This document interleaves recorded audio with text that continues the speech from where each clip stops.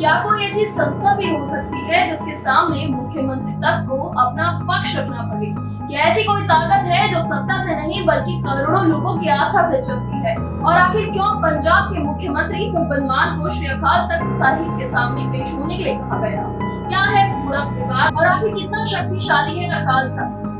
नमस्कार, मैं हूं अंशिका मतवाल और आप देख रहे हैं खोजनागर।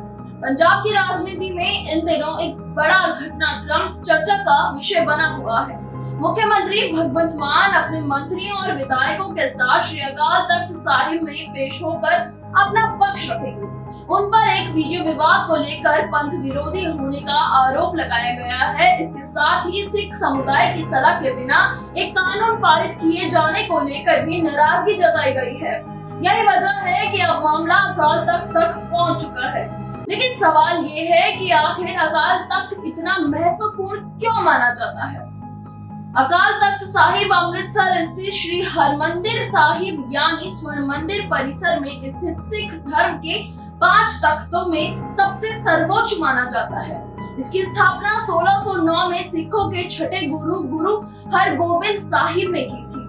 अकाल तख्त का अर्थ है अमर ईश्वर का सिंहासन। ये केवल धार्मिक स्थल नहीं बल्कि सिख समाज की सर्वोच्च धार्मिक, सामाजिक और नैतिक संस्था है। यहाँ से पंथ से जुड़े महत्वपूर्ण फैसले लिए जाते हैं और धार्मिक मर्यादाओं से जुड़े मामलों पर अंतिम राय दी जाती है। अकाल तख्त का इतिहास संघर्ष और आत्मसम्मान का प्रतीक रहा है। कहा जाता है कि गुरु अर्जन देव जी की शहादत के बाद गुरु हरगोबिंद साहिब ने ये संदेश दिया था कि अन्याय के खिलाफ आवाज उठाना भी धर्म का हिस्सा है। इसी सोच के साथ उन्होंने मीरी और पीरी का सिद्धांत दिया। पीरी आध्यात्मिक शक्ति का प्रतीक है, जबकि मीरी सांसारिक और सामाजिक जिम्मेदारी का। सिद्धांत बताता है कि धर्म केवल पूजा तक सीमित नहीं है बल्कि न्याय और समाज की रक्षा भी उसका हिस्सा है। अब बात करते हैं अकाल तख्त की ताकत की। इतिहास गवाह है कि यहाँ किसी की पद या प्रतिष्ठा नहीं देखी जाती, चाहे आम व्यक्ति हो या शासक। यदि उस पर पंथ मर्यादा के उल्लंघन का आरोप लगता है तो उसे यहाँ अपना पक्ष रखना पड़ सकता है।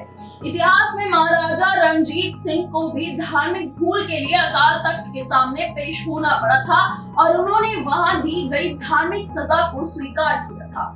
यही कारण है कि आज भी अकाल तख्त की नैतिक और धार्मिक प्रतिष्ठा बेहद ऊंची मानी जाती है। हालांकि ये भी समझना जरूरी है कि अकाल तख्त के निर्णय धार्मिक और नैतिक महत्व रखते हैं।